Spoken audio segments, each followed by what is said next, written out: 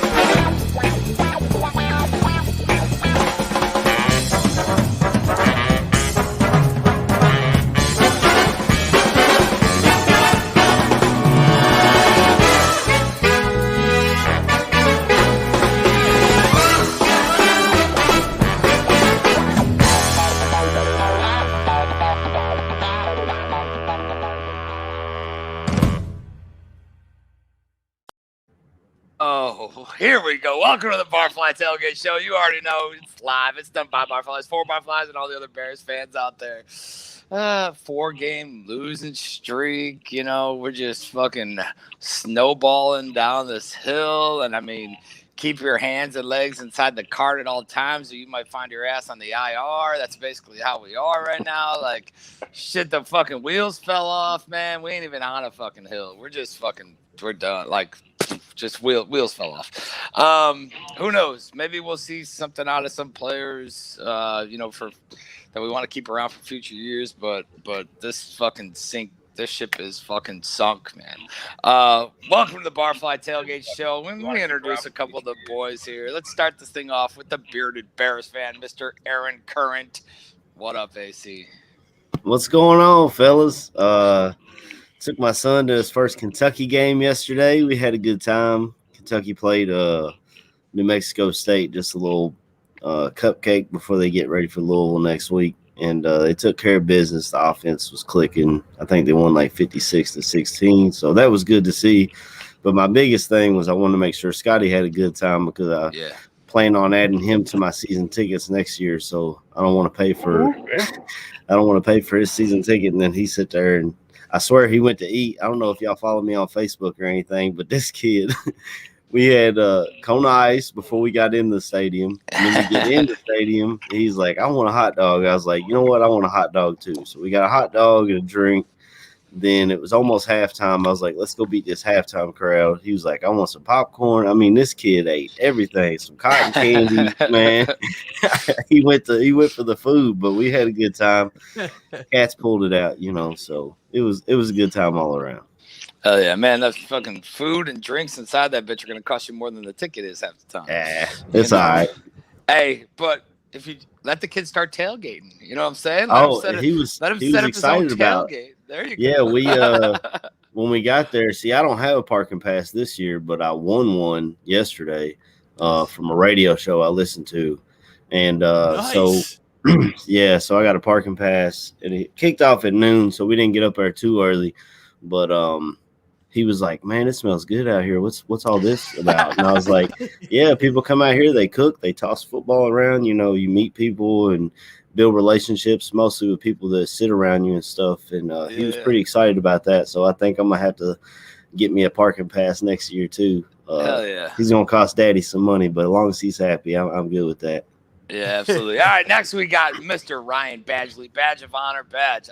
I see you sporting the Bulls hat, man, and I love it. At least there's a Chicago team dude. out there we can fucking, count on right now, I guess, to put some W's on the board. Go ahead, man. What's going on? Absolutely, man. I mean, they're 11-5. No Vooch over this long road trip, and it sounds like he's not going to be back here, maybe for a little bit longer. But they've been playing really well, as opposed to the team that wears those colored jerseys behind me. 4-2 in the season series for the Bears and Ravens. The Bears have won the last two. Both of them in overtime. The last one in overtime on October 15th, 2017, as our friend Connor Barf Kicked the field goal. Actually made a field goal in overtime to win in a game that saw a tornado in the Chicagoland area. So it was like a 45-minute to an hour and a half delay in this game. I remember clearly my buddy came over to watch the game, and he got here at like 5 minutes to 1, and he was here till like 7 o'clock, and we were hammered. And it was freaking great. Hell yeah, man. But I don't know. I mean, you look at the injury report this week. We'll get into that. Lamar Jackson, he's sick. I mean, if he's sick, what the fuck's wrong with this guy? They did his herpes flare up or some shit? I mean, holy cow. Every couple of weeks, he's like, I can't practice. That cold weather hit down him. there itching. He's from Miami, man. That cold weather hit him. He don't like that shit. All right, last but not least, we got Mr. Ryan Kirkland Billings, the fireman. He's on shift. He might have to bounce out. Those bells go off. But either way, what's up, KB? I was gonna say shit. It'd be in the best interest for the Bills not to go off today. Boy, it's tired. Hell, man, it's another week, man. I'm happy to see football again from from the Bears. Another day to watch Justin Fields ball out. Hopefully. Other than that, man, I'm kind of on Bears train, man. I'm more excited about the Bulls playing than any fucking thing. Yeah. So I know everybody seen my tweet. No, I wish AK could be the GM for at least a day. I wonder what kind of changes he would make. That shit would be fucking dope. Yeah, man. Now I'm fantasizing. But hey, man, we on this bitch, man. We here, bro. That's all that matters. We here. KB thought he was Justin Fields' age yesterday. Your boy Witch. I mean, this whole thing starts. This whole thing starts from the top down, man, and I know the whole 8K wishful thinking, but I mean, I think at this point it's just a matter of time, right? It just has to be. I don't see how they sell to the fans that the future is bright. Okay, cool. Fields is here. Yeah, but everybody, all of our aging players are now fucking questionable, IR, out, whatever. And the young players, shit, they haven't even hit the field yet. Some of them, you know what I mean? And then others are iffy. They're here and there, but a lot of it does start with the offensive line. It starts there on how well things could be. I mean, I know you guys have seen some of the things come out, like Fields. I think Fields is promising. I like Fields. But there is mixed opinion. A lot of people have mixed opinion. I mean, he had a great game, 2 weeks ago? 2 weeks ago he had a great game, but still in the league, he's like the lowest. He has the lowest QBR for an unpressured quarterback. So when there is no pressure, he's not hitting it. And there's different things, and a lot of that I think does start with the coaching. It starts with Nagy, but if you're an unpressured quarterback, man, you have to fucking hit those passes. You have to be able to get them in. And I get the comfortability, and he may feel rushed even though he doesn't have pressure. And we're going to get those things with a young quarterback, but I think this whole fucking thing needs to be blown up. And I don't even care who's next. You know what I'm saying? Keep Montgomery, keep Fields, everybody else. And keep Roquan. Everybody else, I don't give a fuck. You can get rid of Mac. I'm fine with it. I don't care anymore. Just blow it up. And I know some people will be like, oh my God, but Mac this, Mac takes up. I get he does. Cool. But now what's he doing? Now he's on the fucking IR.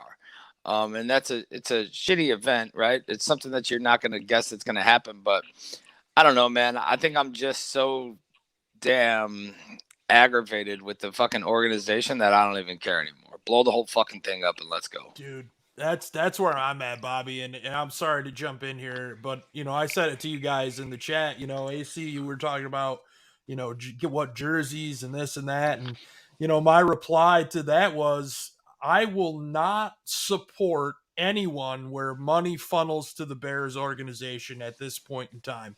I refuse to spend a dime.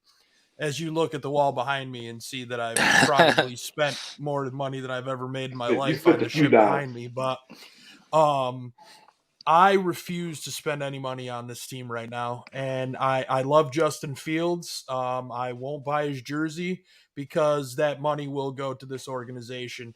Until things are done in the organization to make a difference and prove to this fan base that they actually give a shit about the product on the field, as Yeah. far as I'm concerned, they can kiss my ass. I will not spend another dime of my hard-earned money um, for this organization until they recognize they have a problem. And it starts with the chairman of the board and just continues to work itself down to not only the head coach and Matt Nagy, but a lot of the coaches on his coaching staff that are in over their head as well. I've seen a lot of Ryan Pace hate this week, and some of it is warranted. I definitely will agree with that. But you look at what Ryan Pace inherited with this team, Yeah. guys. He revamped the entire defense. There was fucking nobody here on defense when Ryan Pace got here, and Yeah. look what he did with this defense, and in a quick time frame too. You know what See, I I mean? mean, I like what Pace has done, right? I like, and I get what you're saying. I like the picks. I'm not even mad about some of the first round busts. I mean, first round is like the hardest fucking round to draft in. I think overall, it's one of the hardest rounds to draft in because there's so much shit to be filtered for players, and I honestly think that's probably the highest percentage of busts around is the first round. If you But look at the picks he made at the draft yeah, time, like I'm a nerd, so I look at mock drafts and scouting reports and all that shit before the draft, so I kind of know who they think's gonna be good and who isn't. It's not like Ryan Pace went and picked anybody who everybody was like, yeah, that dude's gonna be a bust. Like Mitch Trubisky was a reach. A lot of people had him, yeah, behind Deshaun for obvious reasons, as did I. But like the Kevin White, he was picked right where a lot of people thought he was going to be picked. Leonard Floyd, same thing. He was picked right yeah. where a lot of people thought he was going to be picked. It's not like he was grabbing Shea McClellan, you know what I'm saying, or Yeah, yeah. anybody like Well, that. what I was getting to is what has he done for the offensive line though? Yeah. What has he done for? I get like defense. Like every year, man, you see some guys step up on defense. And defense is more of the system you're in. I think we seen Mac, and we seen Robert Quinn come in like last year. I get he had drop foot, but you could really fuck up a dude by the defense you put him in. Mm-hmm. But when it comes to the offensive line, he hasn't done shit. I mean, you see guys that are more comfortable playing in a 4-3 than a 3-4. You see players that whatever. They'll be like, well, this defense, that shit's not like that on offense. It's like it doesn't matter what the system is, just bring them motherfucker in here and let's go. Mm-hmm. But what have we done offensive line in 5 years? Like we take reaches. We don't solidify anything up there. We end up buying fucking 40-year-old dudes that, are on a boat fucking fishing because we're in panic mode. And now what? Mm-hmm. But all this shit surrounding the fact that we know we needed a quarterback. We knew we were going to get a fucking rookie quarterback. That like before the draft, man, they were like, yep, if any of these dudes are here, we're fucking taking them. That's it. We're moving up. We're going to mortgage the fucking future. We're going to grab this dude because he can be this, can be that. But they didn't do anything else to support him. Like They drafted 2 tackles. I mean, Tevin Jenkins has been hurt, but if you look Yeah. again, if you look at mock drafts heading up into the draft, he was a first round pick, and they said they had him in the first round Well, he on a lot fell of our off boards. because of injury. Right. They dropped him down to like the second, third round because of fucking questionable injury. That's why everybody passed on his ass. Yeah. I mean, everybody passed on him how many times? At least once, maybe twice. Yeah. But I mean, if you look at the offensive tackles that were drafted in that second round, like the only offensive tackle that I know of that was drafted this season was Rashawn Slater. That's really panned out this early. It's still early, obviously. Yeah. But he was drafted top 10 or something. I mean, the Chargers had a great draft. I loved what they did. They grabbed Slater and they grabbed Asante Samuel, who I liked a lot, and it's worked out for them. But other than him, as far as offensive tackles that were drafted, no one sticks out to me as now they're on the field. I guess that's a positive over Tevin, but yeah, I haven't seen anybody explode. I mean, last year with the Bucks, he fucking he was a first round pick, wasn't he? Sack. What's that? He was a first round pick though, wasn't he? Oh, I thought we were just talking about offensive line picks in general. I didn't realize. Yeah, he was definitely a first rounder. I'm trying to think of guys that we actually had a shot at drafting. We didn't even have a first round pick, So yeah, that's true. It's tough to build an offensive line without your first round pick, and we traded those picks for pieces that we needed. Now that obviously goes back to the Ryan Pace situation. He's mortgaging the future to try and build for now, and building for now has not worked. Well, I mean, it's no different than what the Rams have done at this point. Right, they don't have the Rams.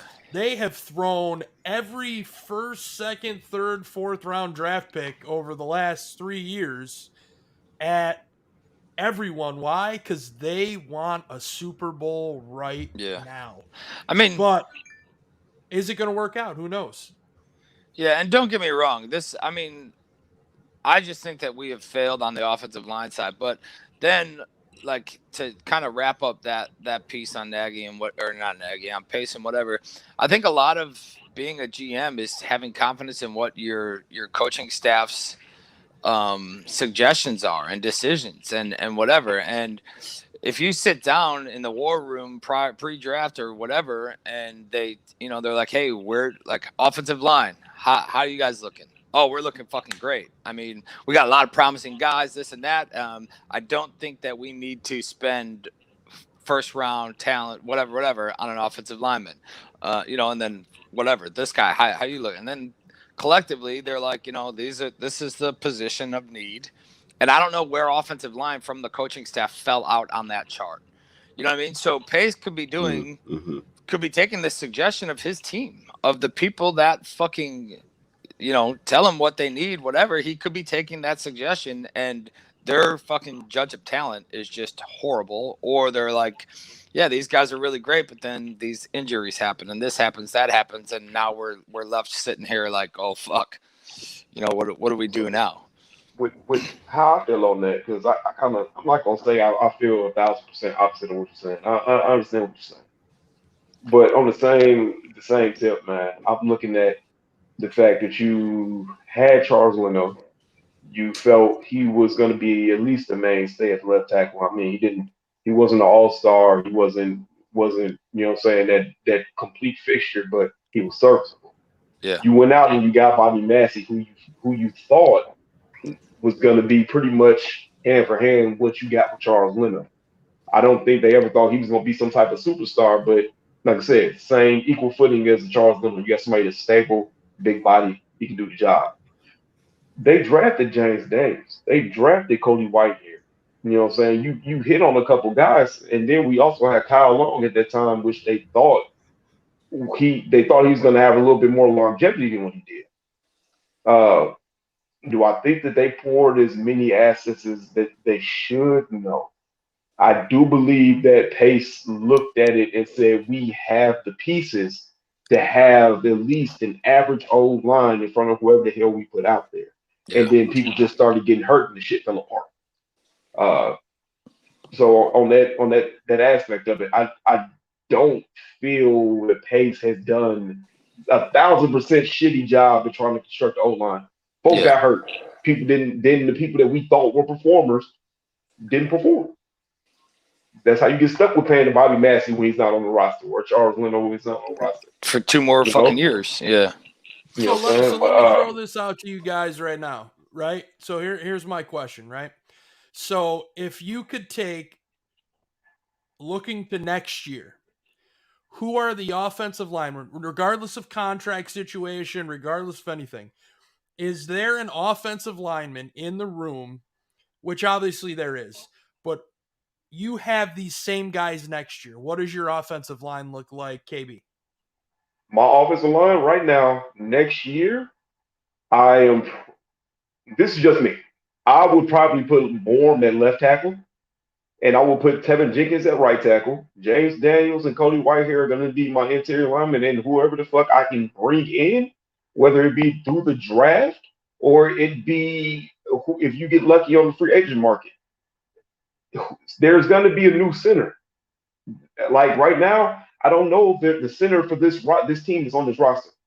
Apparently, James Daniels isn't vocal enough.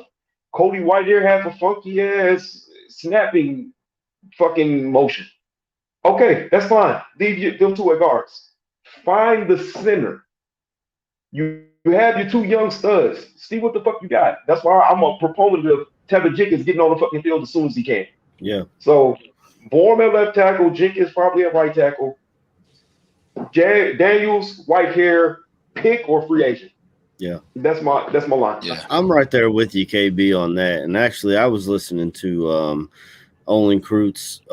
I think they do the No Name podcast or something. I was listening to that actually right before the show, and he was talking about O-line. And Olin Kreutz will know more about he's forgotten more about O-line than I'll ever know. And he kind of said that he works out with Mustipher, so he felt like he was a little biased, but he felt like Mustipher has the ability to be obviously a starting center. He has been through 9 games as an undrafted free agent, but I'm right there with you. I just don't think it's good enough. He's not strong enough at the point of attack. And as a center, you're going against nose tackles. You're going against the biggest bodies on that defense for the most part.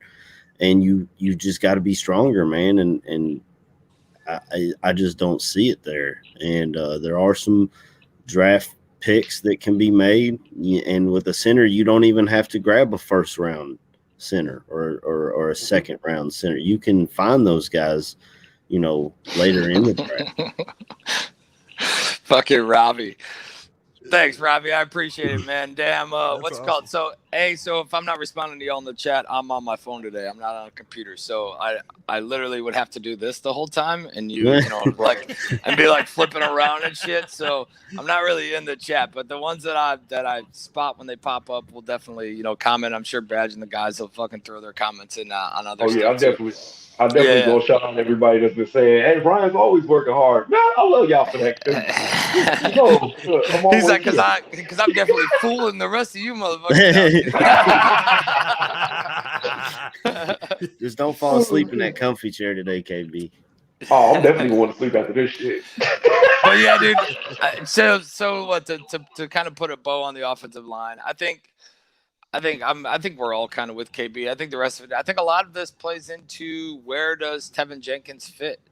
Where does he fit? That's still a huge question mark. We don't know yet. We don't know. We know where we want him to fit. We know where it would most benefit us. But I guess going to left or right, as long as he fits, I really don't give a fuck. Like, I don't care if he can play left tackle. I don't care if he can play. I just want him to be able to play fucking one of them and to do it at an above average fucking piece and be good. You know what I mean? They said he's practicing on both sides, and he's got a Hall of Famer there in the building that he can pick his brain. I mean, if you're not taking advantage of that, that's on you. I was gonna say the reports say that he said that he's more comfortable playing on the left.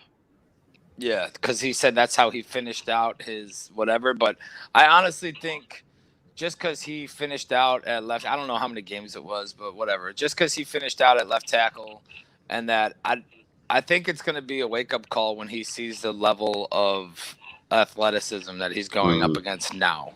You know what I mean? Because your defender, the person that you're trying to block, is obviously a big fucking piece of this, and just because he finished out a couple, you're played well in the Big 12. That's a big step up to you know what I the mean?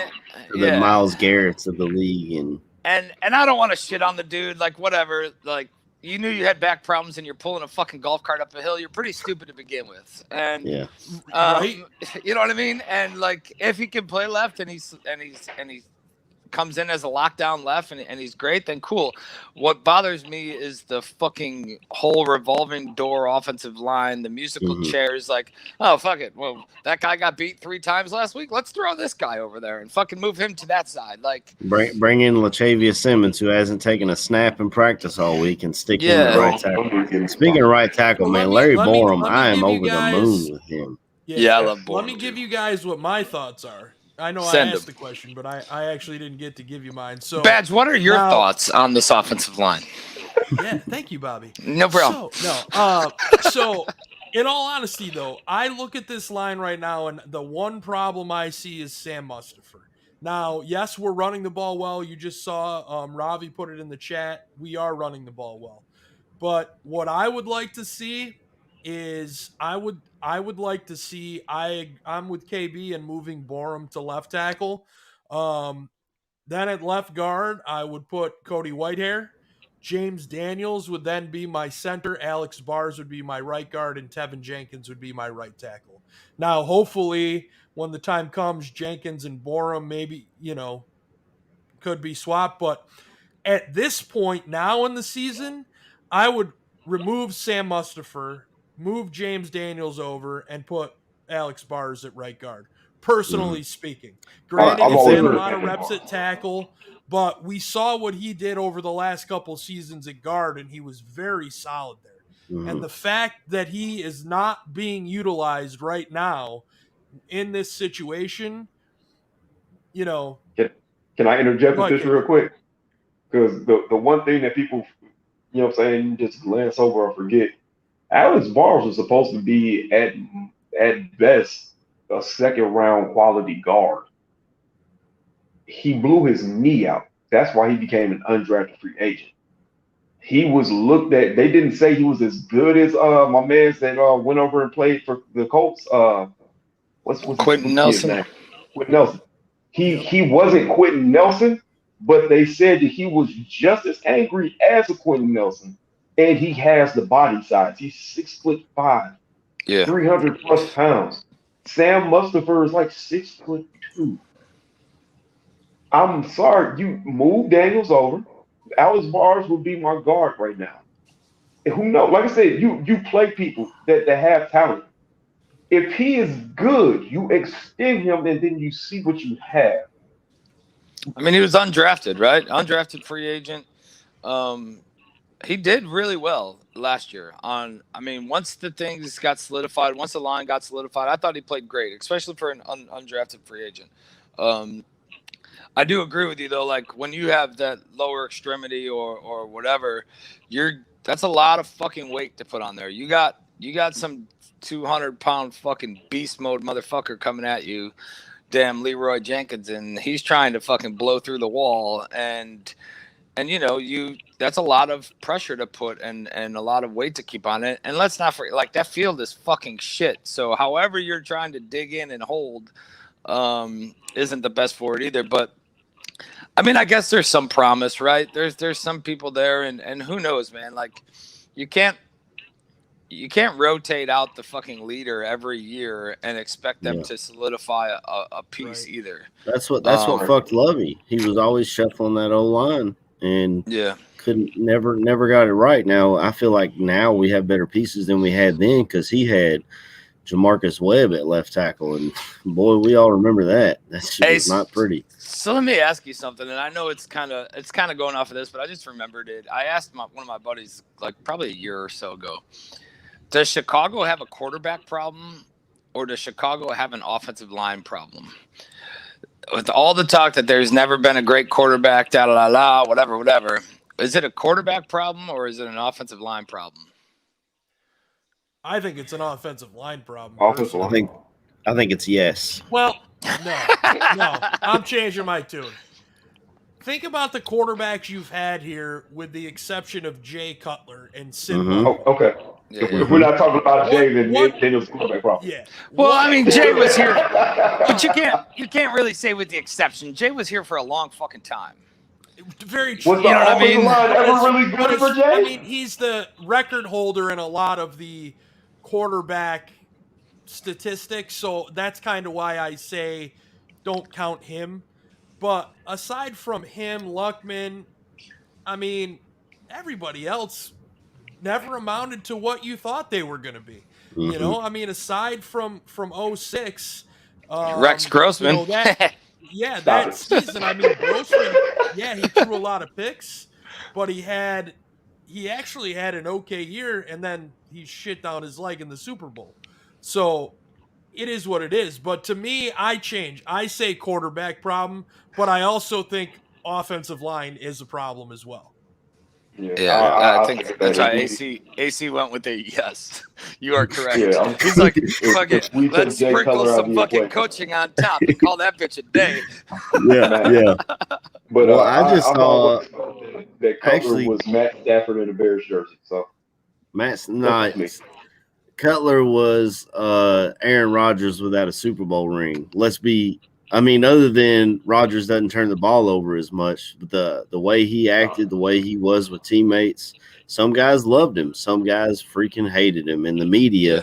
I have never talked about someone's dejected looks on the sideline more than with Jay Cutler. And I love Jay Cutler. My father-in-law can't stand his ass. And I always thought that was because he came from Denver. And my father-in-law has ties with the Chargers because he spent time in San Diego with the Navy, whatever. But Nice. but I just saw a video this week, and I wanted to bring this up.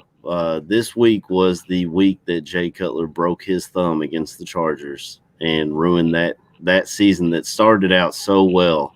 Yeah. I think Dude, it I was thought 10 we were years winning ago. the Super Bowl that year. Dude, I we really were on did. fire. I mean, Yeah. you had was Johnny letting Knox go. doing his thing. You had That's just a sad story right there, too, yeah, man. Knox I love was that a kid. hell of a wide Yeah. receiver.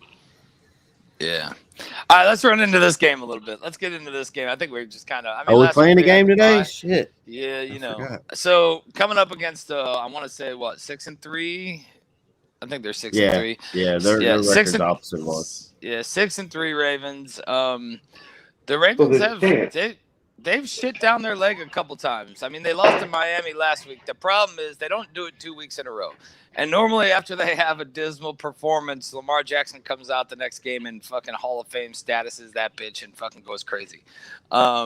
So that's what I'm kind of expecting today. But especially with this defense, I think we're just going to get run on. Hollywood Brown, he's, I believe, listed as out today.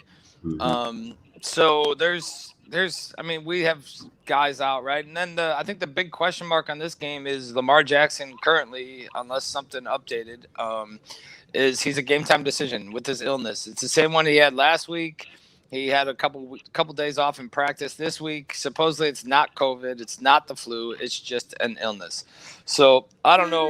Yeah, I don't know what the hell this. I don't know what the hell this guy's got. I'm but- totally kidding. I'm not spreading any rumors. Jesus Christ. Next thing you know, I'll be on fucking TMZ telling everyone Lamar's got. Oh my god! I'm totally But I kidding. mean, Then they'll say white man says black quarterback has STD on Don't do podcast. that. That's the thing. Don't put because then there's gonna be like a picture of me on it. Yeah. This shit happened. All four of us, yeah. Oh shit. Oh my god! but I mean, that's what we got today, man. So I don't know. It's like I've been trying to figure this game out, and it's so difficult. My brother actually is a Ravens fan because he always loved Ray Lewis back in the day, so he became a Ravens fan.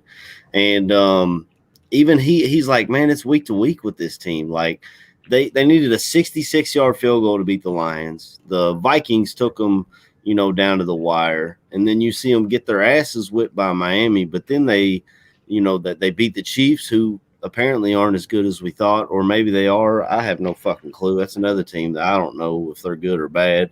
They beat the Colts. I'm pretty sure. Yeah. And another last second thing. Like, So it's so hard to try and get a feel for this game. Now, the injury report I feel like is the biggest thing, because if you look at who we're missing, I mean, Max out for the rest of the year, Trevathan's out for the rest of the year, which he was kind of washed anyway.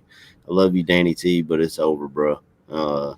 Then you got, Hicks is out. You got Allen Robinson out. And actually, that was another thing. They didn't call up Rodney Adams. They called up Isaiah Coulter, when with Allen Robinson out. So that's another, like, to me, questionable decision. Like, I don't know what Coulter's showing them on the practice squad field that got him the call over Rodney Adams, who clearly had a relationship with Fields in the preseason. I mean, but that doesn't mean anything on this team.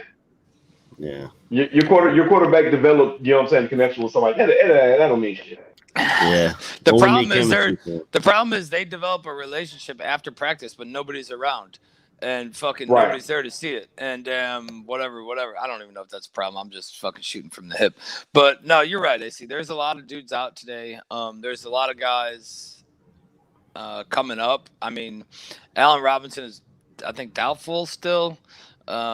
Maybe he's questionable. Whatever. Either way, he's Does it matter?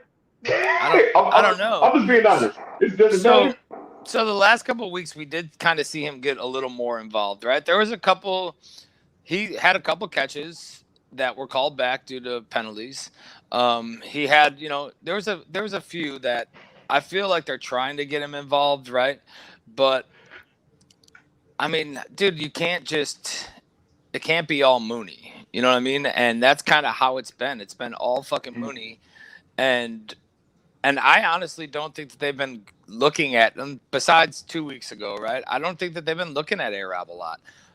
You're talking about, we got A-Rob is from this area. I mean, I'm pretty sure he was a fucking Ravens fan coming up from when we had him on the show. I thought he's from Detroit. Yeah, but he did the Penn State. He is from Detroit, but he did the Penn State route, right? Yeah.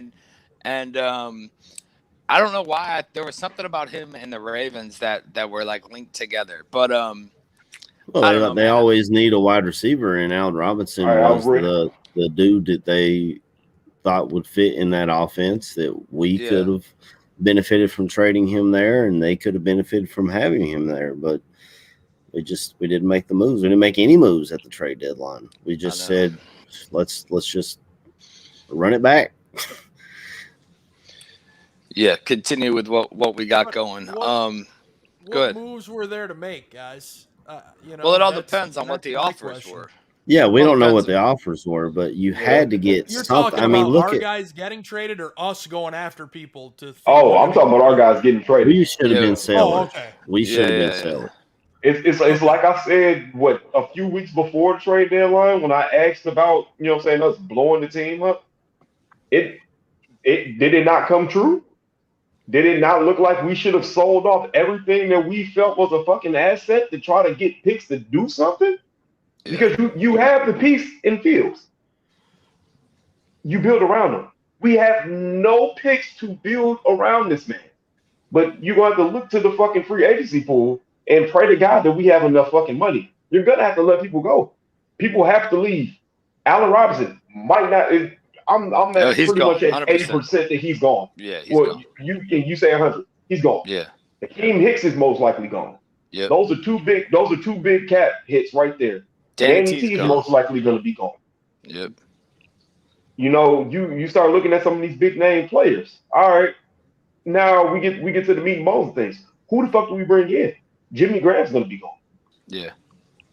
Speaking of tight end, Cole Kmet's starting to step up, man. I like that they're actually using him. The dual threat tight end that can catch, that can block, that can do everything you need him to do, and all of a sudden he's catching balls.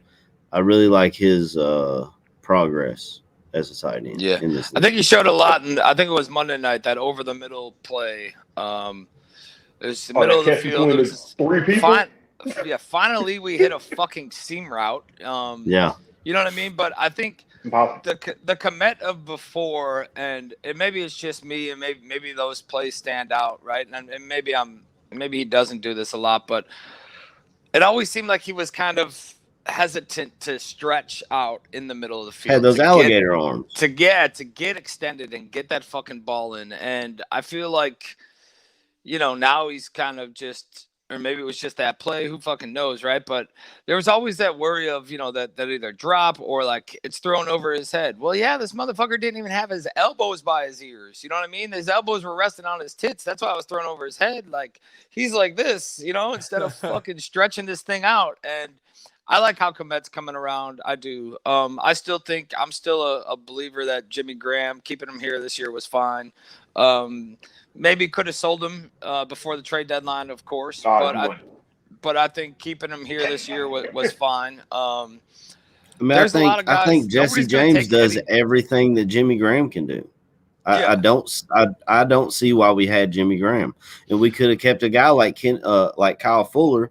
And even though he's not doing great in Denver, you put Johnson on one side, Fuller on the other, and you put Vildor in the slot. I think Vildor would be much better in the slot than he's been on the outside on his own, because the way they're beating him, they're just putting bigger dudes on him. The Chase Claypools, the 6'4" guys, they just say, go out there and I'll throw it up high.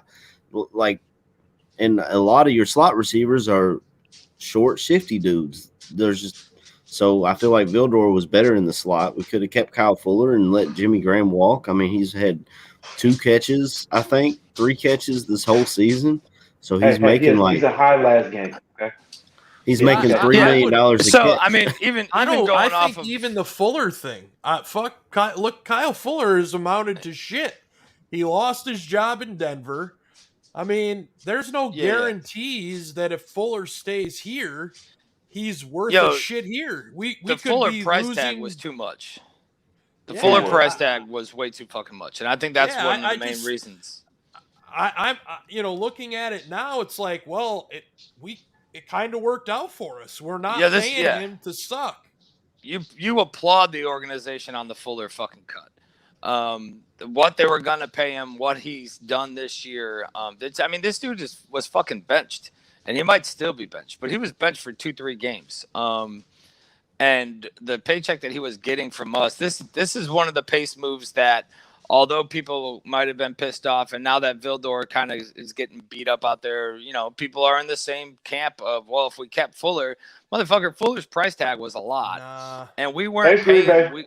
We weren't doing the shit. There was no tag for A-Rob.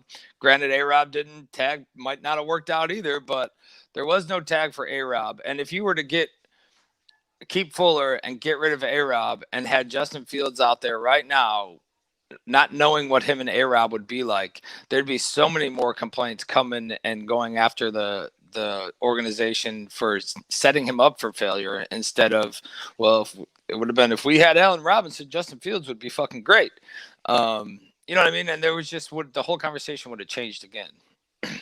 Yeah, I get it. Clover's not wrong. 4 tight ends. I mean, just because we got rid of Kyle Fuller doesn't mean the Jimmy Graham thing was the greatest of ideas either. Yeah. You know what I mean? So yeah, you look at those things. Okay, yeah, one's a win, maybe. One's definitely not, because you're paying a guy a bunch of money that could have been used in other places to possibly get a You're paying Jimmy Graham to be a fucking tight end coach. That's what you're doing. Yeah.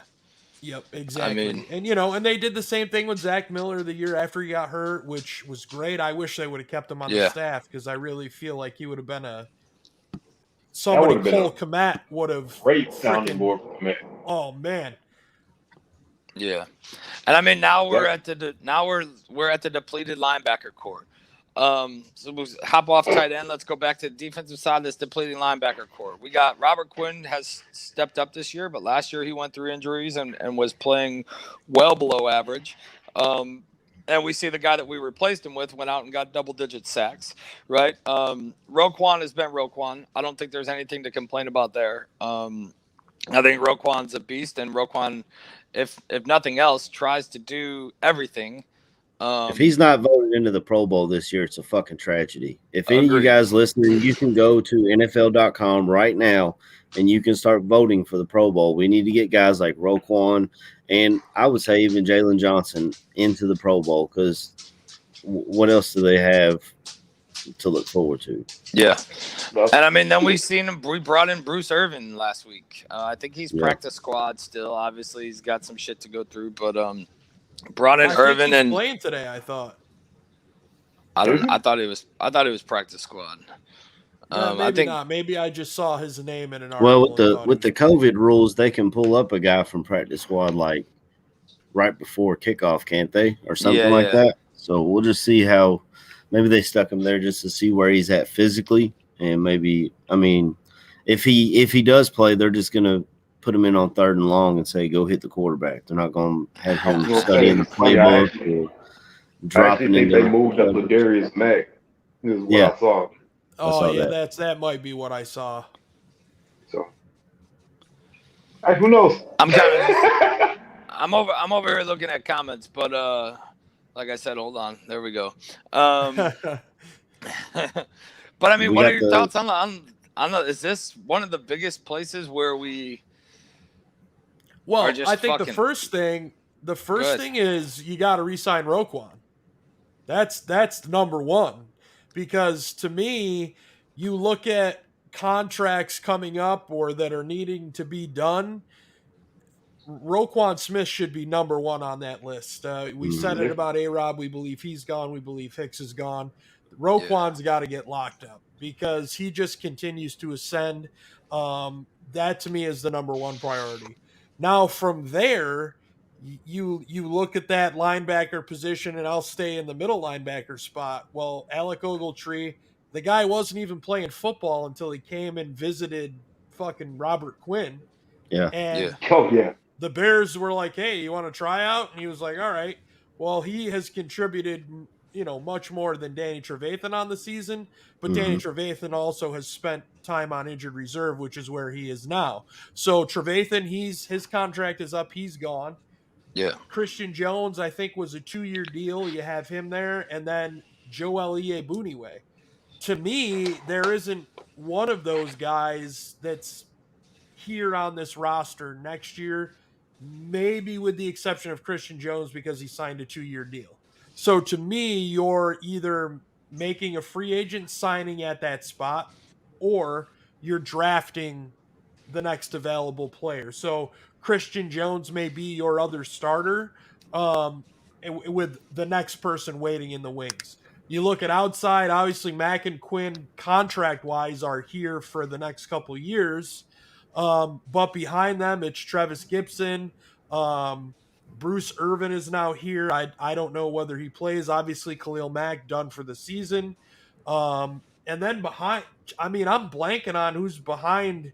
We got the Karate Kid, Cassius Marsh. Yeah, Cassius Marsh. Mr. fucking spinning heel kick.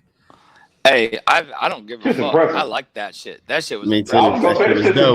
Fuck, bro. Yeah. Well, I told y'all after that game, I listened to KSR throughout the week, and someone had called in. I don't know if he was a Steelers fan or what, but he was like, they threw the flag on the kick. And I was like, first of all, if they threw the flag on the kick, the flag would have been right after the kick. Second of all, if they threw the flag on the kick, then they need to throw a flag on TJ Watt kicking in the air every time he gets. And it's not as impressive as a kick as Cassius Marsh, but that's not on TJ Watt. But every time he gets a sack, he does this like kicking in the door thing. I don't know what the hell it is.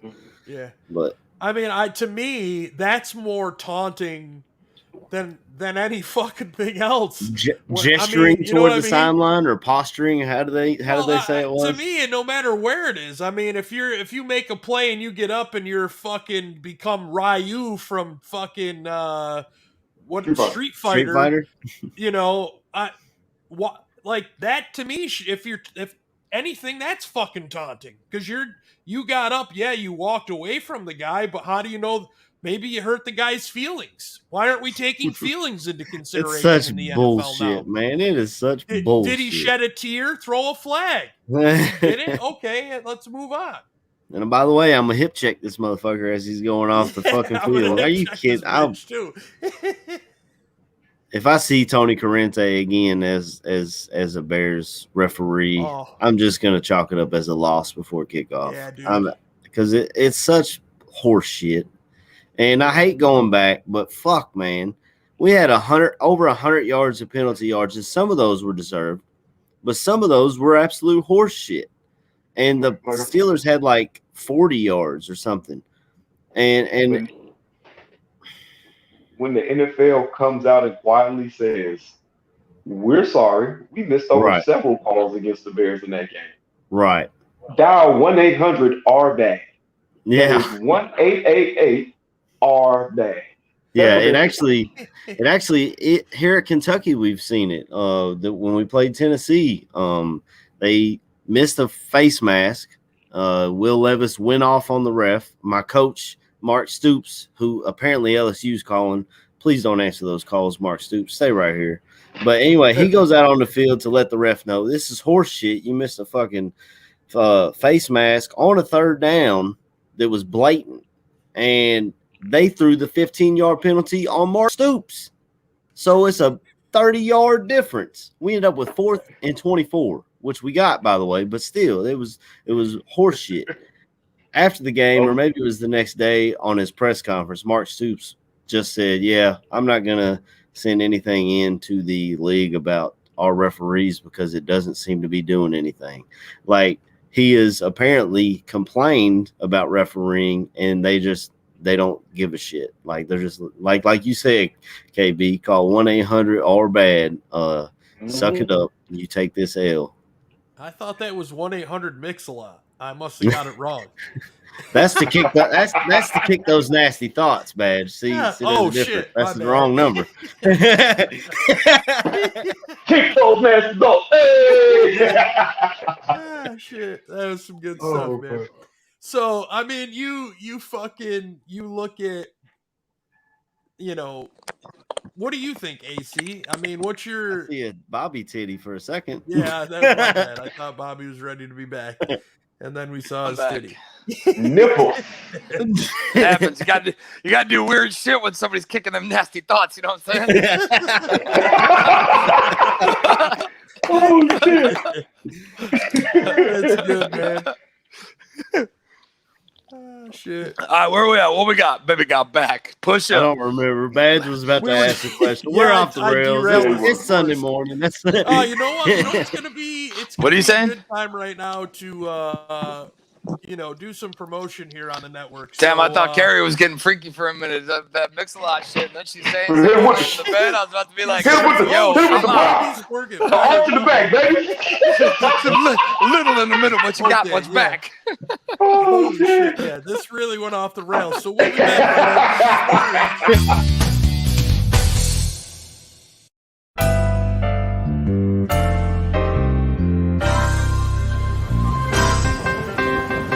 Look, I don't mean any disrespect. He just didn't play that well. Not for a guy of his caliber. If they don't run the ball here, I'm going to vomit. I swear to God. I don't really have any recollection of that at all, but I guess perhaps I blacked it all out. They won, but I'm going to be miserable all week because they stunk.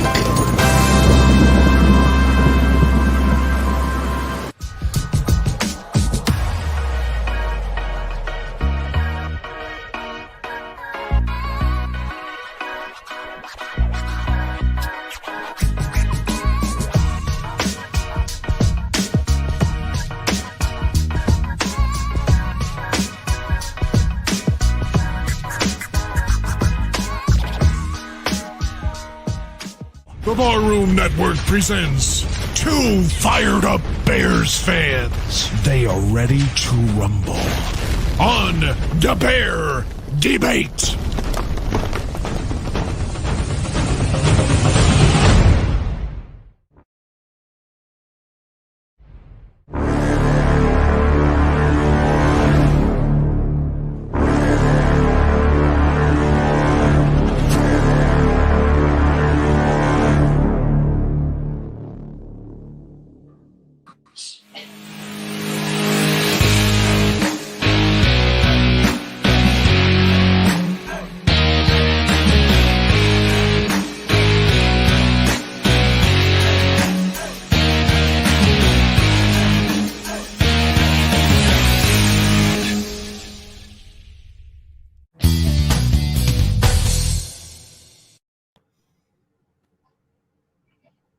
You're muted.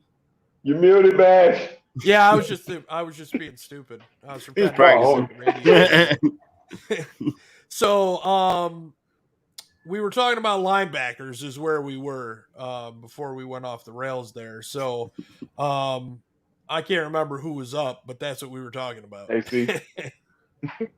Well, I mean, like I said, Roquan needs to be a Pro Bowler at the very least. We need to re-sign him. Ogletree has done much better than I could have ever expected when we signed that man.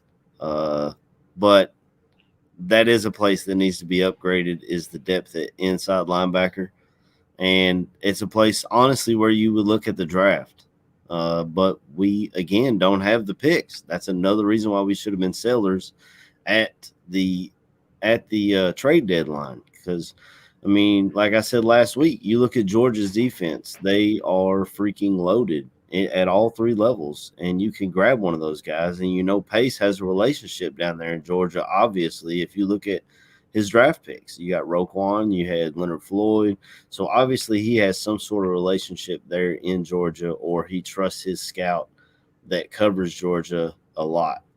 So inside linebacker, maybe you get a Georgia guy, or Alabama guys are always good, but we don't have the high draft picks. So we might have to look at, I don't know, we might have to have Pace pull another, if he's here, pull another 5th round pick out of his ass that pans out. He needs an advisor for the first round. Like, he just hire one guy that comes in and says, "I'll make your picks for the first. Then you can do everything else." I mean, I'll do it if that's what he needs, you know. I think he's cracked. I think he's cracked that case, though. He's like, you know what? Fuck them talking shit about my first rounder. I'm just gonna trade him away. And that's right. That's what he did. Hey man, what my man? They got the meme with my dude that does this a lot. You can't talk about my first round picks if I don't have any. Yeah. So, I mean, I don't know. There's a lot of definite moves that need to happen and take place, right? I mean, look at what we're doing here, right? And look at what some of these other shows this week have done, mostly around Bears podcast or you know, any of the, I would say, outside of the obviously the team ones, right? Everybody's talking about what players can we get, who's next, who's the next coaching staff. We have 8 fucking games left in the season. You know what I'm saying? And motherfucker, and like, the towel's fucking been thrown in. Dude, I threw my towel in like 2 weeks ago. I know, but you know what I'm saying? It's like it's kind of sad in a fact that, I mean, we had a bye week to get rid of this guy and try to make a change, and they chose not to. They decided to continue going with what they've got going, and we're 3-6, dude. Yeah. We're 3-6. No, I get it. You just got me nervous, like you were talking about me when I was not on the show. I was like, oh shit, AC wants to get rid of me. No, I'm saying, like, we could have got rid of Nagy in the bye week and tried something different, but just like always, they don't want to try something different. They want to, we're just going to stick through it, and then fucking, no matter how many losses we have in a row, did you see last year, did you see the final 4 games? Like, what the fuck, dude? Yeah. What the fuck? So just to speak on those things real quick. First of all, you know, AC doesn't worry about his background singers, okay? He doesn't know who's behind him when he's front stage. He just knows that there's 3 people behind him. So Badge, you were fine. You didn't have to worry about it. Second of all, he doesn't run the offensive talk or the defensive talk. He kind of runs all of it. It's the AC show. It's the AC show, god damn it. Y'all just in the background doing this. Hey, right, we just sitting back on harmonize, god damn it. If this was a movie, we were Bernie Mac and Samuel L. Jackson. He was motherfucking John Legend. That's what I'm saying. We could be Diddy. We could be P Diddy. He's just notorious. Hey, Biggie needs a producer. That's all it is, though. So, As long as y'all ain't Suge Knight, I ain't getting shot in this motherfucker. well, and this is funny because this also kind of leads into what I was talking about. So the second rumor, which is more relevant to what we were talking about, is the fact that there's a rumor saying that if Nagy gets blown out one more time, he possibly might not survive until the end of the season. We get our ass beat today. Maybe he's fired. I mean, it's one thing to sit here and come on and say I'm hoping for an ass beating, but it's another thing to sit there and say that it might actually be a possibility because we're playing the Ravens and Lamar Jackson is a former MVP. Yeah. That's if he plays. But I've seen Tyler Huntley play. Even that, I've said this before. I was a Tyler Huntley fan. He plays like Lamar Jackson. So I you thought they take that called as up Trace McSorley. if he plays over Tyler Huntley, they need their ass. And then there's All I also know, the Bezos rumors, which is also an interesting thing. Yeah. I seen Beth just comment on that too. But honestly, as long as people are still dumping money into this team, do you think that there's a sell? I mean, Bezos legitimately can say, "I buy this. I will double whatever the Bears are worth to y'all right now." And it's I me mean, wiping my ass with money. if that's how he was with money, this motherfucker makes like, what was it? He makes like however much a minute. And did you see like recently he was just at some fucking charity event and he donated 50,000 and people are talking shit about him for donating 50 or 500,000, whatever it was that he donated. But they're like, you make more than that every minute. In a minute, you make more than that money. Like, motherfucker. Okay, cool. If that was me, I'd have been like, cool, just give me it back because now you get nothing. Go fuck yourself. right. Like, but no, dude, I'd be down for it too, especially with the damn with the move and the new stadium build and whatever. But the thing is, it doesn't matter how much money he has. He cannot go out and buy. I mean, he can fucking mafia style that shit and pay him underneath the table, but he can't go out and just because he has tons of money isn't going to increase his fucking cap. You know what I mean? Of course not. And I don't really see, unless he comes in with something huge, right?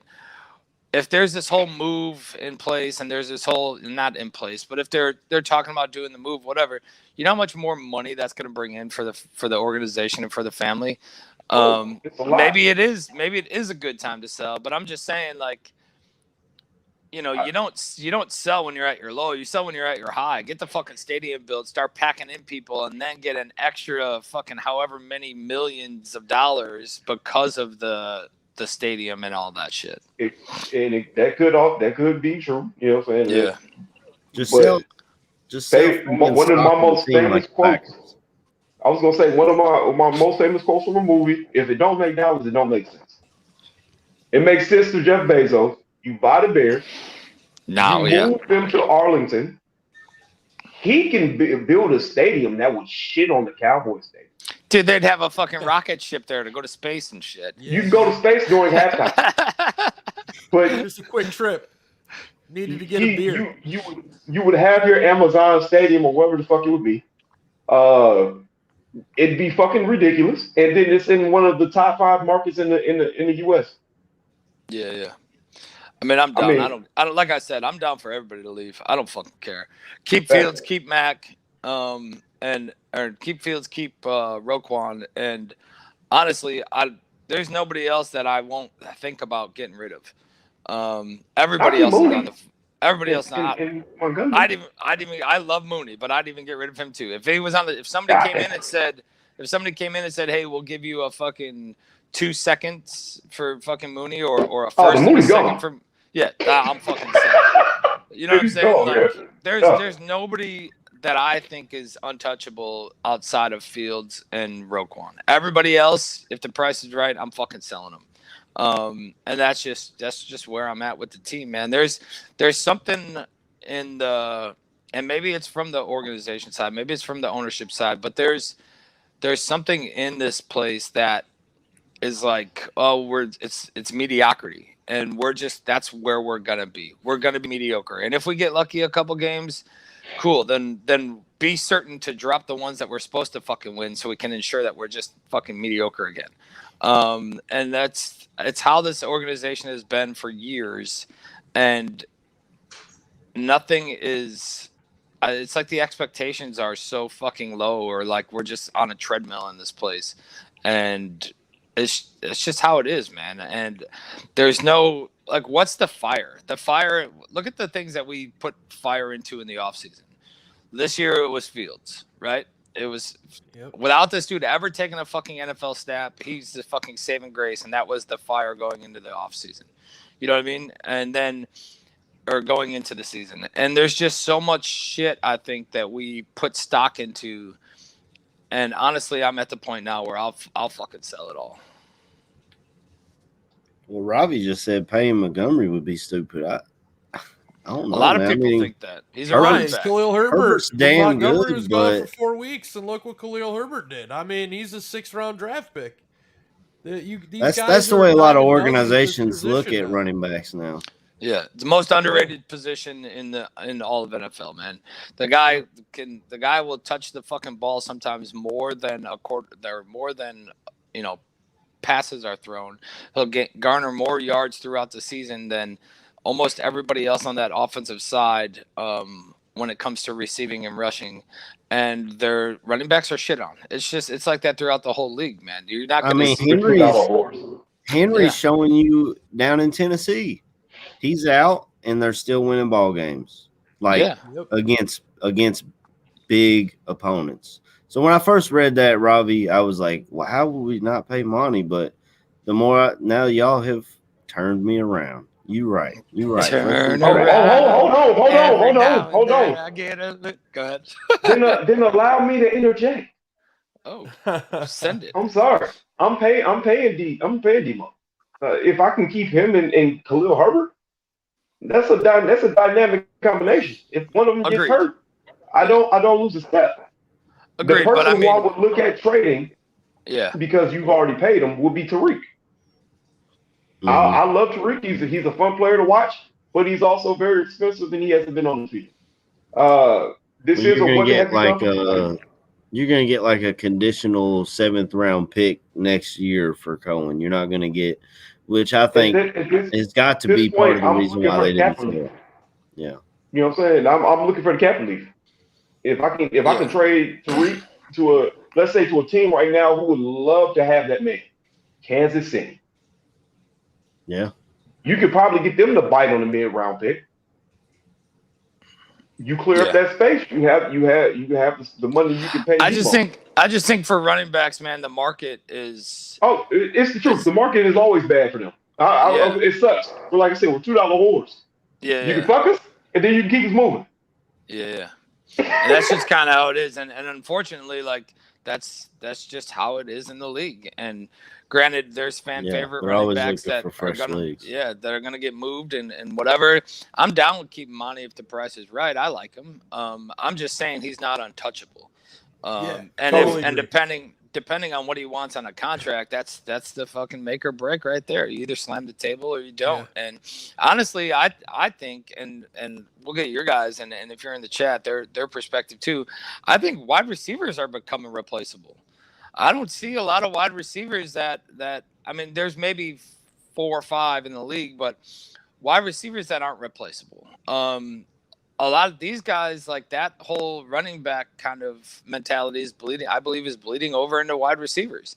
I mean, you've seen some of the top guys get fucking cut. You've seen guys like they're just like, hey, you're just not working out. When years ago, you would have never seen that. The whole fucking fan base would have just imploded if you fucking cut a guy like that. And I mean, you've seen, granted he's older, but Julio Jones get moved last season or in the off season. You see a lot of these guys that are big name wide receivers, and the market or the desire to fucking chase down one of these guys isn't really there anymore. And I think the league's kind of changing in that sense of the value that a wide receiver brings and who's this next quick fucking kid you can get that can make a play and keep you going. Well, I think the OBJ is a prime example. I mean, Yeah. here's a guy who his career started out hot. Then he had a fist fight with a fucking field goal net and lost. And, next thing you know, he forces his way out of New York. I He's in forgot about love with that. Cleveland. And, then his dad's fucking pissed off. So he's posting stuff on Twitter. Now Yeah. he's gone. I mean, why? What's they're hoping for the spark of the old OBJ. I think that time is gone. I think, he goes to a team in LA now where the guy there is Cooper Kupp, and OBJ may have some impact, but I still think it's going to go through Cooper Kupp in their running game personally. But Yeah. I to love me, Cooper Kupp. I look at this and I agree with Bobby, but I do think that I would want to keep at least Mooney and probably Komet to add to Fields and Roquan. Sure. I would like to keep Jalen Johnson as well on the defensive side. But out of that, that's it for me. Anybody else, I mean, yeah, it'd be great to keep Monty or Herbert. I mean, I might keep Herbert in all honesty because he's cheaper than Monty. So, I think you he's know, locked in still too, right? Herbert's not going right. anywhere for Well, a yeah, and while. I think So Monty is, but only for another year, I think. yeah. Maybe I'm two. not Yep, getting y'all rid of winning. Mac. Y'all can say get rid of Mac. You're not getting a first round pick for him at his age. You're not. You at the best, we saw the Von Miller trade. He got a second and a third, and that was from the Rams, who trade everything instead But of if I can drafting. get two twos, I and think turn it all. into I a mean, one, I'm for me. I don't Mac, know if you're getting that. I for me, really don't. yeah. For me, the Mac situation is how. I mean, I didn't think it was that serious because they kept the guy on the sidelines with this injury, right, and had him sit out 3 games. Had him sit out. It was never put on the IR. Then we see this past week, right? Just recently, he gets dropped onto the IR. So how much is this injury impacting, and what's the future look like? And like, is it? I don't even know like totally what it is, right? We heard what it is, but it's like, where do you go from there? How much more is he gonna garner or bring? And it's the GM. And do you sell now or do you keep him and wait? And I He's think more that's just where it valuable here comes. than he would be on the trade block, in my opinion. And we'll find out in the rest of these games because we're Yeah. gonna see what we got behind him. Yeah. Like we said earlier, we call up guys like Cassius Marsh and his brother Ladarius Mack and guys like that. Travis Feel mad they Gibson, ain't who brought we up. drafted, but I'm mad they ain't brought up Snowden yet, man. they haven't And- called him up. They Yeah, haven't and called him up. I also think with the Mac thing, if they comes to a point where they're like, hey, so free agency is here, whatever, we can get rid of Mac and get these 2 guys or this young guy and this fucking proven veteran for the cost of Mac in 2 positions that we need, whatever, and then they look at the bonus or like the comparison, and do we want 2 guys instead of this one, whatever, and now also it's going to look at how these guys play, how these dudes with him gone, how they play, and who's got some promise and who doesn't. I'm not like I'm not sitting here saying Mac needs to be gone, absolutely, like fucking cut him 100%. I'm just saying I don't think he's fucking untouchable. And if I could turn around and beef up this offensive line with a proven fucking veteran that's maybe just hit his first fucking contract, right? Or something like that, and I can sell Mac and buy 2 of those, then I'm fucking buying them. I understand that because that's, like I said, that's kind of my whole approach on how I felt about A-Rod. You know what I'm saying? You paying the man close to $20 million for this year, and then if you want to bring him back and you want to franchise tag him again, you're probably well into the $20 million. For that price tag, I can go out and get a Michael Gallup and try to steal Christian Kirk for the price of what you would pay A-Rod. And you have 2 legit starters across from Mooney. So I understand that point. You know what I'm saying? Maybe you could turn Mac into 2 players. You know what I'm saying? But he's here, and right now, 2 and 3. You look at that Von Miller trade. That shit was kind of eye opening. Yeah. But I understand what you're saying. I got you. And I'll go back to what I said before. We got 8 fucking games left, and we're already talking about fucking tearing everything down, Yeah. breaking it apart. That's true. So we're tanking for the Giants. Yeah, Right. Tanking for the Giants. Yes, at this point, man, it's just what it is, man. We know we see this team play. Yeah. This ain't it. And next year, if they keep the same players, it's not gonna be it. It's time. Well, we got all offseason everything to to talk go. about next year. Yeah. We probably should focus on this. We need to talk about the game, bro. You know, Yeah. it's hard because, like, to be honest, I mean, I'll be honest. I don't even care if I watch at this point. You know, I think because I know somebody- what to. You know, I like think somebody said it in the chat. The rest of this season is seeing what young players you have for the future. So, like, you want to see how Justin Fields play well. And honestly, I don't know if I want to win because the more we win, the more this front office is going to say, let's stick with pace. Let's stick with game. Right. Just what they said last year. We were on a 6-game losing streak, and they said, well, the way they turned it around and won those last 4 games or whatever it was, even though we got fucking looked like embarrassed on Nickelodeon against the Saints, that they just ran it back. And MVP. so we're going to see MVP. we got guys like Mooney. We got guys like Komet. You want to see Borum continue to play well. You want to see what you got in Tevin Jenkins, whether it's at guard or at tackle or whatever position they put him at for the rest of the year. And see what we've got for the future, because this season is irrelevant. We just got to see our young guys, see what we've got for the future. All right, so what if we come out and win 6 of the next 8? Miraculous. We're not doing that. We're not doing this. We're not doing this. If we come out and win 6, if we come out and win 6 of the next 8, and our losses are against Arizona and Green Bay, yeah, it don't matter. Get rid of Nagy. Nagy's What's still his gonna be record? fired. What's his record But Aaron, against the we have won Packers? 6 of our last 8 games. What's his record against the Packers? KB, you're a Michigan fan. What is Harbaugh's record against Ohio State? That's what they look at. Neil, They don't give Zero. a shit. Zilch. Exactly. They don't care. They shouldn't care what you do the whole year. What you do against the Packers matters. The organization is going to care. And that's the part. Fuck that. You fire Lovie Smith at 10-5. You say, you know what? We've had it. You got your walking papers. We don't care how you finish or what the record looks like. We don't care that you didn't back your way into the playoffs. Fuck that. You come out and you win 6 of the next 8. We're gonna. If I'm Ryan Pace or I'm in the McCaskey family, I look at him and I say, all right, brother, thank you for making the team look good. You're gone. Yeah. Your exit is that way. Get the fuck out. That is it. I don't. We're not playing this game. This motherfucker no more, man. Yeah, I just don't want to give them any sort of opportunity to leave that door open even a little bit, because they will swing that fucking thing wide open if there is any glimmer of a shot. I know they will. That's what scares me, the man. hinges. And I can't continue to go through this. Like, I don't think I've ever reached a point where I would have to walk away from a team, but I think I would if he were to continue to be there after this season, I think I would have to walk away because I know what to expect.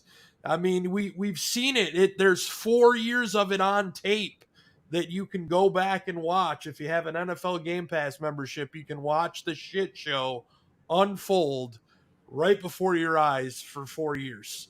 And you don't even have to cut it together. You can just watch each game and see it. It's not even just Nagy.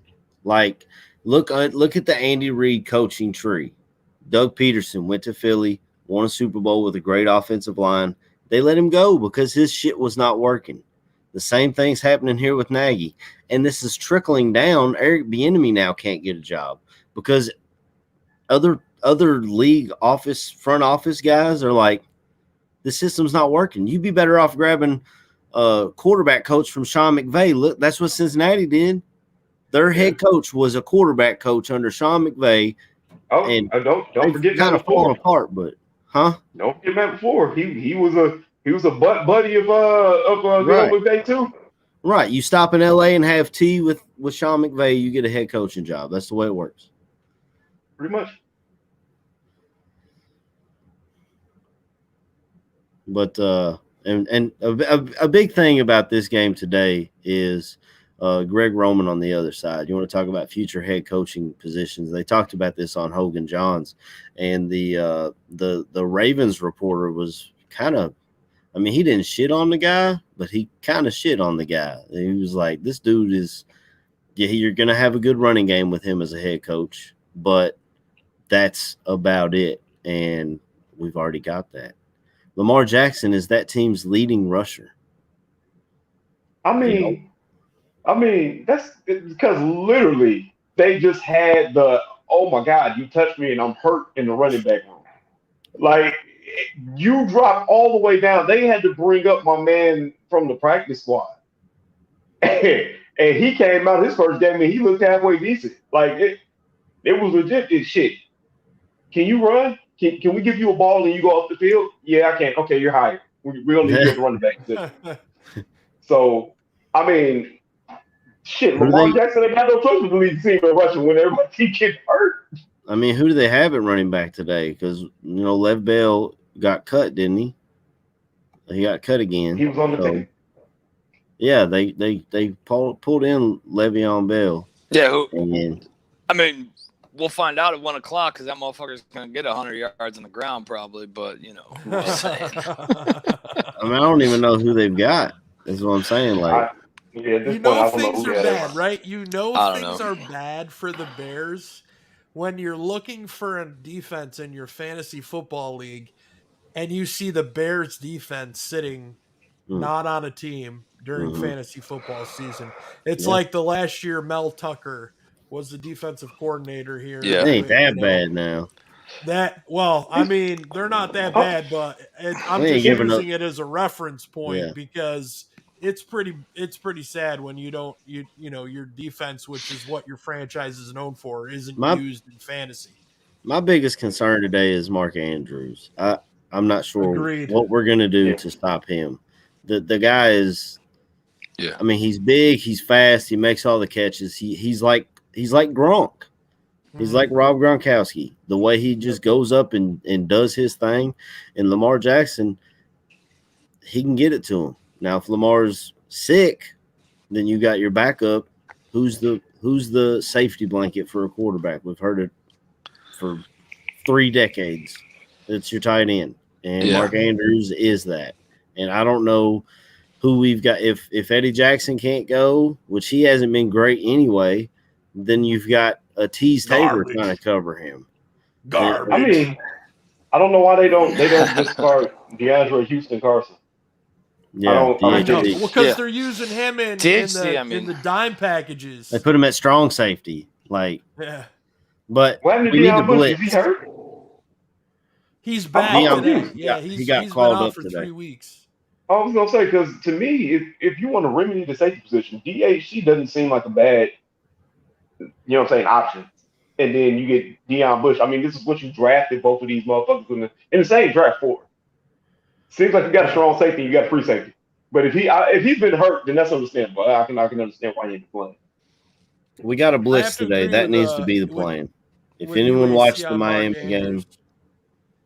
Yeah, I think you're pinpoint on Mark Andrews. Let's get into that. To me, that I think is important is if we are able to blanket Andrews, is if it's Lamar or his backup, keeping them in the pocket. You see Robert Quinn on many occasions, the bend he gets coming around, and if they're able to see that and spin out of it, and they don't keep their lanes, I mean, he'll have a field day. You've seen it. You see Aaron Rodgers do it regularly against us.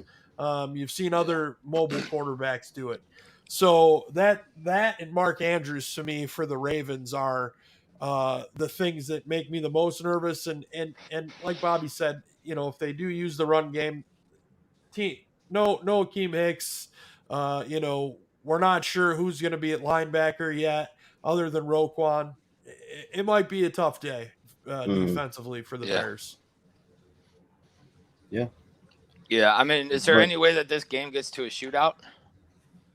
I mean, Baltimore Yeah, I has see a done lot this. of predictions they, where they they're allow calling this shit for to happen. shootouts. Yeah, their I mean, defense gives up a lot of points. they're not fucking great either, is what I'm saying. Right. And It'd be interesting to I see, think this wouldn't it? game, yeah, I think this game can get to a shootout.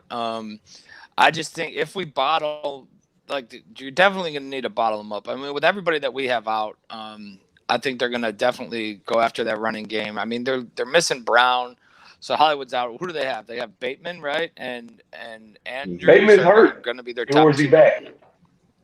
I think he's I back. thought He came back off he's back. He came back off the IR like 2 weeks ago, yeah, or like a weekend, or yeah, I think 2 games ago he came back. You know, But I'm not worried about but Bateman. Then. I would do exactly what Miami did. yeah, I would blitz. They blitzed the same blitz 36 fucking times. I watched the video on it. My man said it. The same play 36 times. I would do exactly what they did 36 times. I would send everybody. To me, this would be the game you put all your young kids in. You're fast, run towards the quarterback. Just get in the backfield. yeah. Yeah, I'll And tell you play what I do man. want to see today. I want to see another fucking Cassius March fucking whoop chop chop chaloop chop and fucking hit a little kick at the end. Ryu! How you okay? But yeah, I mean, I think it's like we've said. I mean, it's a game of talent development. See what you got. Granted, everybody's been putting it out there for Fields, and yeah, of course, every game for him is going to be a learning, no matter what. No matter which way it goes, whether it's good or it's bad, every game for Fields is going to be fucking learning and development. And being able to see that field. That's, like I said earlier in the show, the one thing that has me concerned is he's, like I said, he's got the lowest QBR for an unpressured quarterback. I mean, we've seen this kid thread the needle. We've seen him do some things, right? And when there is no pressure is when he's having How much more of that problems. though is related to his receivers not getting separation and I or was they're gonna running say. fucking 6-yard hitches or curls or Well, I think a lot of Yeah, it or has to do with it. miscommunication. that was the Yeah. biggest thing the second half of that Steelers game. We started stretching the field Right. vertically. Yeah.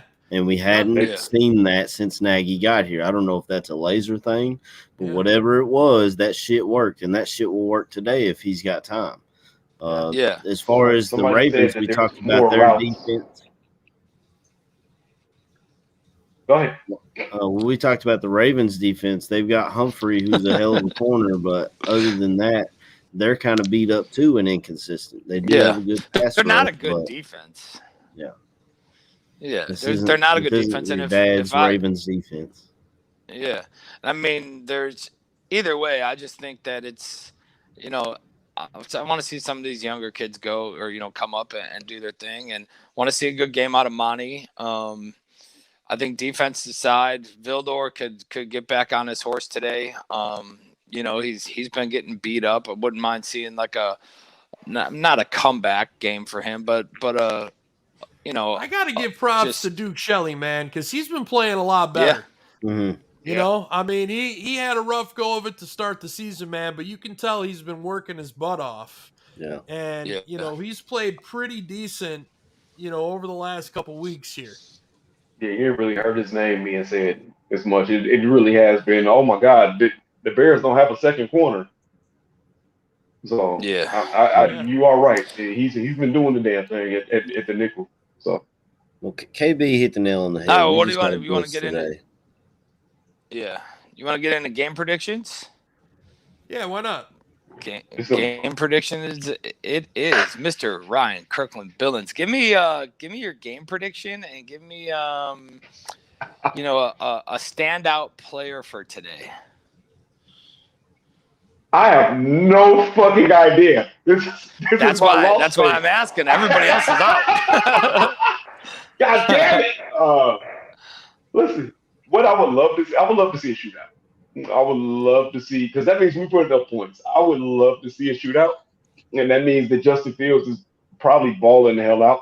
It'd be fun to watch. Mooney? I Sure. know I said it last time. Maybe Mooney, maybe he had multi touchdowns. No. You know what? No, I'm not gonna go with Mooney. Komet. Now I'll say this: Komet balls out the bed because I don't think they really have any linebacker that could probably body up with him. You got Uh, Patrick Queen, but he's more of a run stuffing linebacker, I believe. you know what I'm saying? Nah, yeah, I was gonna say he's more of a thumper now. So yeah, I say Komet. Komet balls out. He has 2 touchdowns and over 100 yards today. I would love to see All right, that. score prediction. What you got? I'm shooting for the moon. 44-38. I don't know. I don't believe we win this game.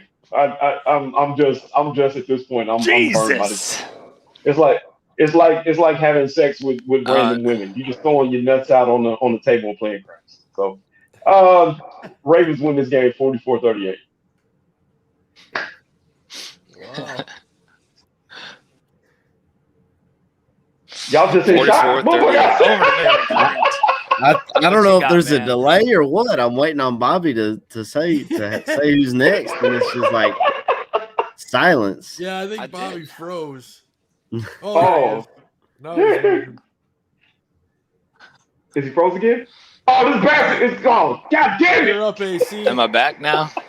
I was All going right, from yeah, the all road right. back now. I guess I'll take it over, Bobby. Just be quiet. I got it. It's the AC show.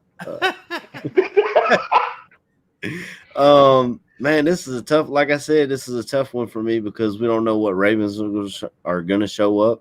But we really don't know what Bears are going to show up either. I mean, we got half our team on IR now, and we're going to see what these young guys got. I think KB hit the nail on the head talking about blitzing these guys and making them make quick decisions, and especially with Hollywood Brown out. That's their speed receiver, so making a quick decision, like maybe you can do something. Maybe that'll help you cover Mark Andrews because hell, I don't know, hit the quarterback. That's the best way to beat him. But I don't see us winning this game. I'm sorry. And it's nothing. I mean, I think it's going to come down to coaching, and it's going to come down to depth, which we do not have. And that goes back to what we've talked about: who needs to be replaced is our coach and possibly our GM. I think the Ravens win this game, but I do think that we're able to put up points against their defense as well. I don't want to say a shootout like KB said, 44-38, but I'm going to say there's quite a few points scored, maybe like a 35-33, something like that. Maybe Justin Tucker hits a last-second field goal to give the Ravens the win. But I think I'm going to take the easy MVP and say Justin Fields.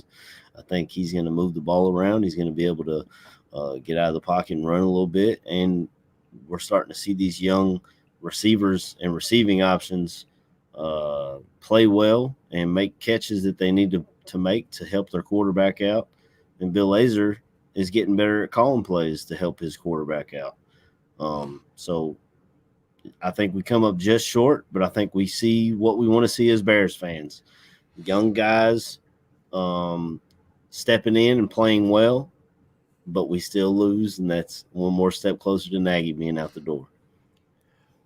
I think, guys, one thing this team has never done is taken how they've finished a game and brought what they brought in the end of that game to the next game. Yeah. They And we didn't talk about a game strong. We didn't even talk about the slow starts after bye weeks. We kind of missed the boat on that one. They finish a game strong, but then the next week they come out and they look exactly the same in the first half.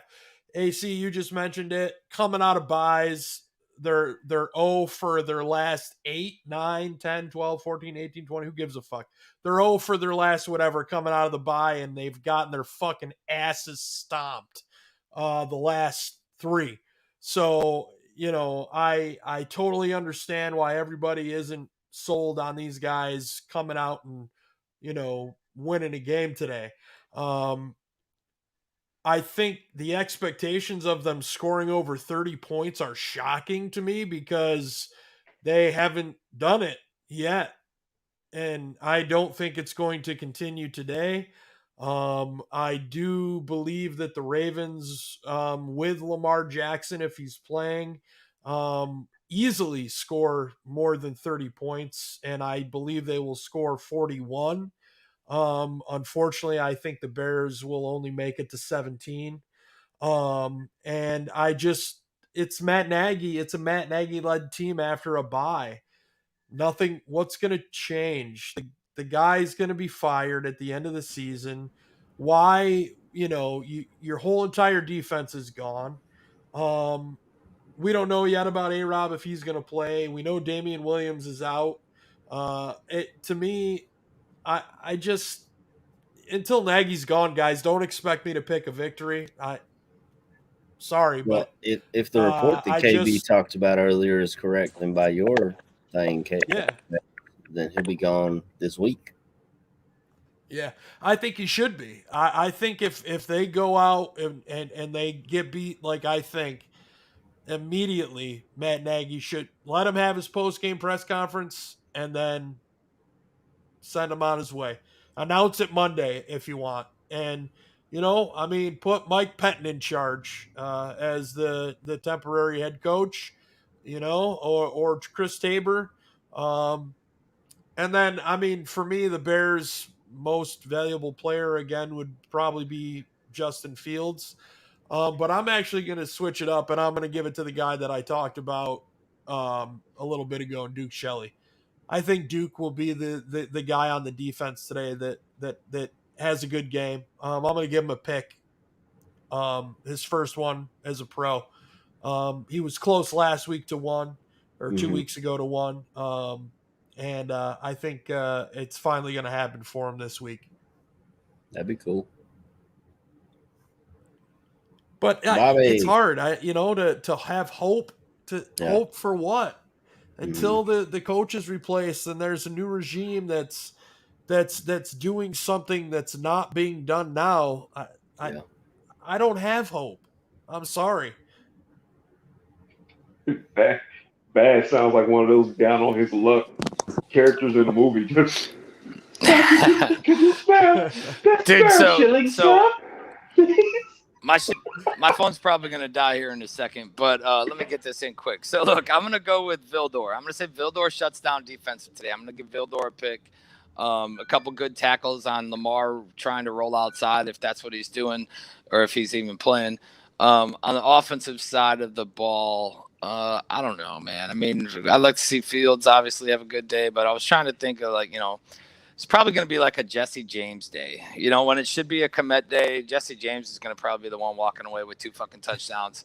But whatever, that's just how it is, and that's how we go. Final score, I'm going 27-24 Ravens. I think we keep it close, and maybe I'll call it a shootout in a sense of yardage. A lot of big yards today. I just think a lot of the points kind of stay down and stay off the board. So 27-24 Ravens. And, granted, we all want Nagy to be gone. I just don't think that's going to happen. Shout outs quick. Shout out to all you guys. Shout out to everybody in the chat. Appreciate you guys joining us. Shout out to the Bourbon Brothers. Dude, there's this Facebook link that I posted, and I got 3 bottles of bourbon already. Holy shit. Kentucky bourbon or mediocre bourbon? Because we know who makes the best. $45 or more is what it's got to be. If you want to check it out, follow or go to my Facebook page, look at it, sign up. You buy 1 bottle of bourbon, and then it's not a pyramid. It's like everything rotates. And I'll send it to you. But yeah, I got my 3rd bottle yesterday morning. I bought 1, and now I'm stocked with 3. Last year I ended up with 11. Neil just said looks like Lamar is out, so that is huge news. Yeah, that would be great. Tyler Huntley. Yeah. And last year I ended up with 11. But shout out to everybody in the bar room. Neil's going to the game today, so that'll be good. You fucking pay attention to that. Saw you at the tailgate in Chicago. Oh yeah, Caesar, what's up, my dude? Me and Caesar were at the fucking tailgate together in Chicago. We were walking through looking for Schaefer and and brags, and I hear somebody go, Bobby, and I fucking turn. He's like, what's up, dude? It's Caesar. I was like, holy fuck, what's up, man? So yeah, fucking great meeting you, brother. Great having a beer with you and just bullshitting a little bit. Appreciate you fucking tuning in and listening or watching the show, whichever way you got this thing going. Shout outs. Like I told you, I'm gonna die here in a second. So shout outs over to Badge. Badge, what you got, dude? Yeah, shout out to everybody. We love you guys in the chat, man. It's always freaking a great time. You guys, we try to put as many comments up as we can. There's always some good shit in the chat going on. In the commercial breaks, I'm watching the Cutler talk and everything. Oh, it's freaking awesome. Everybody at the Barroom Network, I know we do it every week, but I mean, guys, we have over 30 shows on this network now. And if you're a Chicago sports fan, there's 3 or 4 shows for you for each team in Chicago. Movies, fantasy football, baseball, you name it. It's here. It's on this network, and you can find it. Just go to your podcast stream or your YouTube stream, however you watch us. Just a huge shout out to the network continuing to grow, to Eldo, to Neil, to Danny, to Lauro, to everybody else that I'm missing from the network. Gaines, Joe Mandel. Just keep up the great work, guys. Chris Gonzalez, and the Parisi brothers. I mean, they're freaking kicking ass and taking names. Joe and Vinny interviewed Gavin Sheets of the White Sox the other day. Phenomenal interview. If you're a Sox fan, even if you're not, check it out. This network just continuing to grow. It's freaking awesome. Hell yeah, man. I'll take it from here, Bobby. I know you're dying over there. So first and foremost, shout out to my wife. Like I gotta give her a shout out every week, man. She got to put up with me, so she's great. There ain't no other way to put that. And shout out to everybody in the chat, man. Y'all keep us going and help us move the conversation along when we go off the rails. Sometimes you come with us, sometimes you bring us back. So definitely shout out to all y'all. And it's tough to follow Badge, man. He just shouted out the whole damn network, told y'all the rundown. Right. You got a halftime show and a post-game show today with Aldo and the boys, and definitely tune into that. And a fantasy show coming up right after this. I mean, if you're a fantasy guy, you got Lamar Jackson starting. Maybe our boy the Goon will tell you who to maybe pick up on a waiver wire or whatever. But I'll let KB go ahead and finish this off. Shout out to y'all though. First of all, I want to thank the Academy. This is my first time up here for this award. Second of all, I would like to thank all the fans because couldn't do this, guys. Couldn't do such. Badge will cut you off if you take too long. Hold on. Let me look at my my drawer for all my this week. Oh yeah, because y'all cut me off last time, you son of a bitch. But let me pull my notes out. No, man. Shout out to all y'all, man. Shout out to everybody in the Barroom Network, man. Like I said, man, it's so many shows. You know what I'm saying? You can not be depressed and be a Bulls fan. Watch their show. That's amazing content. Shout out to everybody that's in the chat. Especially, it's fun to see, especially now. Like I see people like, "Oh man, Ryan, you need to get rest, man." Ravi, believe me, I'm taking a nap. So shout out to all y'all, man, because the concern that y'all show, the love that y'all show, even when we going through something, the love that you guys show is very much appreciated. And it means more to us than a lot of y'all know. You know what I'm saying? We're humans. Absolutely, man. We go through a lot of shit, man, and coming on here and seeing the talk, the friendly banter that y'all have, even from assholes, you know what I'm saying? Even like the down birds of the world. You know what I'm saying? It's fun to see, man. You know what I'm saying? It helps us get through our day. So shout out to y'all. Like I said, we gonna keep doing this, man. I don't care how depressing this shit may sound on the show. We're having a good time over here, man. Come join Duck Stop. Absolutely. Have fun over here now. So yeah, I'm gonna end it with that, man. All right, fellas. Well, hey, thanks for tuning in, everybody. And we'll be back next week with another edition of the Barfly Tailgate Show. So you know how we do it. Let's end this with a big old bear down. Bear down.